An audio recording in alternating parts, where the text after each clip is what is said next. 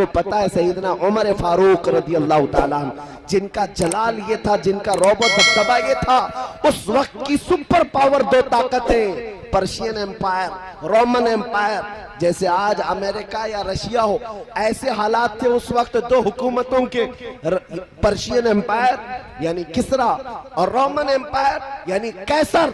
ये दोनों ताकतों की फौजें हजरत उमर के रौब से कपकपाती थी, डर करके थर्राती थी।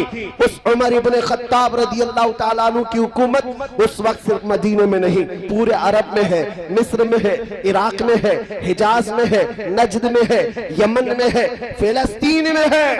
जब लोगों ने आपको अमीरुल मोमिनीन कहकर पुकारा तो सैयदना उमर फारूक ने कहा, ऐ लोगों आओ मैं तुम्हें बताता हूँ, मैं खत्ताब का बेटा उमर हूँ। हजरत उमर के बाप का नाम क्या है? खत्ताब। हजरत उमर कहते हैं मैं खत्ताब का बेटा उमर हूँ। बचपन में मुझसे दो बकरियां नहीं संभलती थी, मेरे बाप मुझे हर दिन मारते थे, मैं बकरियां नहीं संभाल पाता था। आज 36 लाख स्क्वायर किलोमीटर पर तन्हा उमर की हुकूमत है। उमर की निगरानी में 36 लाख स्क्वायर किलोमीटर पर हर कोई अमल कर रहा है। लोगों याद रखो, आज इतने बड़े खित्ते पर अगर उमर की हुकूमत जारी है तो वह इसलिए नहीं कि खत्ताब का बेटा उमर है, बल्कि इसलिए कि मोहम्मद अरबी का गुलाम उमर है।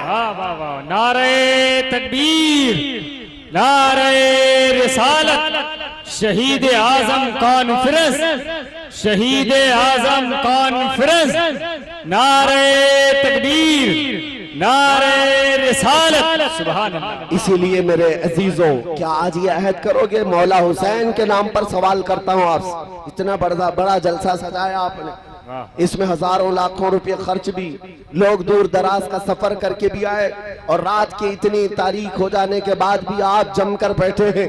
मैं आपसे सिर्फ इतना आज़म लेना चाहता हूँ, करबला की दास्तान से अगर तुम्हें इश्क है, मौला हुसैन के नाम से तुम्हारी गहरी मोहब्बत वाबस्ता है, मेरे मुस्तफा के कदमों पर जान निछावर करने की बात करते हो, तो आओ आज ये आज़म करके उठो कि अब अगर हम जिएंगे तो इसकी उसकी रजा के लिए नहीं, मदीने वाले की रजा के लिए जिएंगे। कोई कुछ बोले हमें फर्क नहीं पड़ना चाहिए, हम रसूलुल्लाह की सुन्नतों को जिंदा करके जिएंगे इंशाअल्लाह, करेंगे इंशाअल्लाह। नौजवानों, ये अज़्म अगर आप में से 10 नौजवानों ने भी कर लिया, मैं समझता हूँ जलसा हमारा वसूल हो गया, जलसा कामयाब हो गया। लाखों को जमा कर लो और सिर्फ तकरीर करके नारे लगाकर चले जाओ, कोई हासिल नहीं है। हाँ, अगर 10 भी इसमें खड़े होकर के ये अज़्म कर ले कि आज के बाद की मेरी हर धड़कन मेरे मुस्तफा के नाम पर है, मैं जीऊंगा उस तरह जैसे मेरे नबी को पसंद है। आला हजरत ने 100 साल पहले हमें ये बताया था, आज ले उनकी पनाह, आज मदद मांग उनसे, कल न मानेंगे कयामत में अगर मान गया।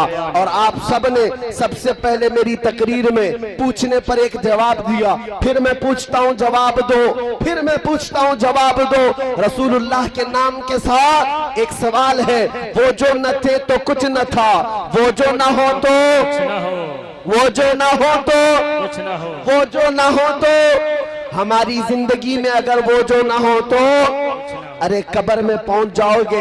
अगर फरिश्ते तुमसे पूछ ले तुम्हारा रब कौन है, तुम्हारा दीन क्या है, यहाँ तक तो बहुत सारे बता देंगे, मेरा रब अल्लाह है, मेरा दीन इस्लाम है। तीसरा सवाल सबसे अहम है, मा कुन्त तक़ूलु फी हक़्क़ि हाज़ा रजुल, रसूलुल्लाह को दिखाकर फरिश्ते कब्र में पूछेंगे, बता इनके बारे में दुनिया में क्या कहता था। ऐ सुन्नी जवान, उस दिन अगर तुम्हारी जुबान से ये बात निकल गई, हादा मुहम्मदुर रसूलुल्लाह, ये तो मोहम्मद अल्लाह के रसूल हैं, तब तो फरिश्ते कहेंगे नम का नौमतिल अरूद, सो जा अब जैसे दूल्हा सोता है। और अगर पहचानने से इनकार कर दिया, मुझे पता नहीं क्या है, तो फिर भाले और नेज़े तैयार हैं फरिश्तों के, जो सुबह क़यामत तक कूटते रहेंगे, पीटते रहेंगे, सजा के लिए तैयार रह जाओ। इसीलिए मैं ये भी कहता हूँ, ये दुनिया तो दुनिया है, यहाँ वो जो ना हो तो, और कब्र में पहुंच करके भी वो जो ना हो तो, और हशर में चले जाओ, मैदान क़यामत है, तुम आदम अलैहिस्सलाम से लेकर ईसा अलैहिस्सलाम तक हर नबी के पास घूम फिर करके आ जाओ। खलीलो नजी मसीहो सफी सभी से कहीं न बनी ये बेखबरी की खल्क फिरी, कहां से कहां तुम्हारे लिए।